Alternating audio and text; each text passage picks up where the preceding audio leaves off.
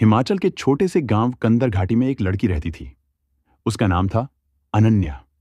अनन्या होशियार थी, जिज्ञासु थी, लेकिन जन्म से उसकी टांगें कमजोर थीं। वह चल नहीं पाती थी।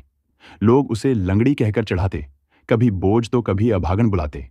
लेकिन उसकी मां सुशीला हमेशा कहती, मेरी अनन्या भले चल नहीं सकती, पर इसके सपने दौड़ते हैं। अनन्या का शौक किताबें पढ़ना और लिखना था। वह गांव के स्कूल में लकड़ी की बैसाखी के सहारे जाती। बच्चे उसे अक्सर ताना मारते, पर वह चुपचाप पढ़ाई में लग जाती। उसका लिखने का अंदाज गहरा था। वह कविताएं लिखती जिनमें दर्द भी था और उम्मीद भी। एक दिन स्कूल की शिक्षिका सीमा मैडम ने उसकी कॉपी देखी और दंग रह गईं। उनमें शब्दों की ऐसी गहराई थी जैसे कोई अनुभवी कवि लिख रहा हो। सीमा मैडम बोली, इस बच्ची में आग है, इसे मौका दो, ये चमत्कार करेगी। जिले स्तर की लेखन प्रतियोगिता हुई। अनन्या ने उसमें भाग लिया। उसने कविता लिखी, अधूरी टांगे लेकिन पूरे सपने। लेकिन परिणाम में उसका नाम नहीं आया। वह टूटी सी बैठ गई। मां ने उसके माथे को चूमते हुए कहा, बेटा, जो होता है अच्छे के लिए होता है। अभी हार मिली है, पर आगे जीत इंतजार कर रही है।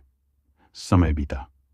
एक रात गांव में बादल फटे, बाढ़ आई, पानी घरों को बहा ले गया। अनन्या और उसकी मां किसी तरह बच निकली, लेकिन मां की जान चली गई। उस दिन अनन्या बिल्कुल अकेली हो गई। लोग कहने लगे, अब यह लड़की कैसे जिएगी, खुद तो चल नहीं सकती। मगर मलबे में मां की पुरानी डायरी मिली। उसमें लिखा था, मेरी अनन्या एक दिन अपनी कलम से दुनिया को हिलाएगी। अनन्या ने कसम खाई, अब कमजोरी उसकी ताकत बनेगी। वह बैसाखियों के सहारे शहर आई। रहने की जगह के बदले वह एक पुस्तकालय में झाड़ू पोछा करने लगी। रात को वहीं बैठकर किताबें पढ़ती और कविताएं लिखती। उसकी कलम में अब पीड़ा की आग थी। एक दिन वहां साहित्यकार नवनीत अरोड़ा आए। उन्होंने अनन्या की कविताएं पढ़ीं और चौंक गए। बोले, ये पंक्तियां तो दिल को चीर देती हैं, इन्हें दुनिया तक पहुंचना चाहिए। उन्होंने अनन्या को दिल्ली ले जाकर उसकी कविताओं की किताब प्रकाशित करवाई। पुस्तक का नाम था खामोश सपनों की उड़ान। पहली बार उसका नाम अखबारों और टीवी पर छपा। लोग उसे द साइलेंट पोएट कहने लगे।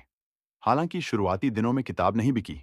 अनन्या टूटी, लेकिन अब वह समझ चुकी थी, मेहनत का फल देर से ही सही आता जरूर है। 3 साल बाद उसकी कविताओं का अंग्रेजी अनुवाद विदेशों में छपा। वहां से उसे लंदन के एक साहित्य महोत्सव में बुलाया गया। अनन्या बैसाखियों के सहारे मंच पर पहुंची, पर उसकी आवाज में आत्मविश्वास था। उसने वहां कहा, मेरी टांगें नहीं दौड़ सकती, लेकिन मेरे शब्द दुनिया दौड़ा सकते हैं। पूरा सभागार खड़ा होकर ताली बजाने लगा। भारत लौटकर उसने अपने गांव कंदर घाटी में कलम पाठशाला खोली।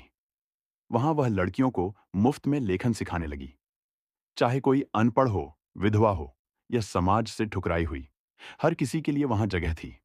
कुछ सालों बाद हिमाचल सरकार ने अनन्या को नारी शक्ति सम्मान से नवाजा। मंच पर खड़ी अनन्या ने एक कविता सुनाई, जो खो गया वही रास्ता बना, जो टूटा वही आसरा बना, जो दर्द मिला वही कविता बना। गांव में जहां कभी उसे लंगड़ी कहा जाता था, वहीं पंचायत भवन के बाहर अब बोर्ड लगा था, अनन्या हमारी कवयित्री, हमारी शान। उसने साबित किया कि शरीर की कमजोरी कभी आत्मा को नहीं रोक सकती। उसकी कहानी सिखाती है कि हर हार, हर अपमान, हर दर्द किसी बड़ी तैयारी का हिस्सा होता है। अगर हम डटे रहें तो वही दर्द हमारी पहचान बन जाता है। कभी न भूलें, जो होता है अच्छे के लिए होता है।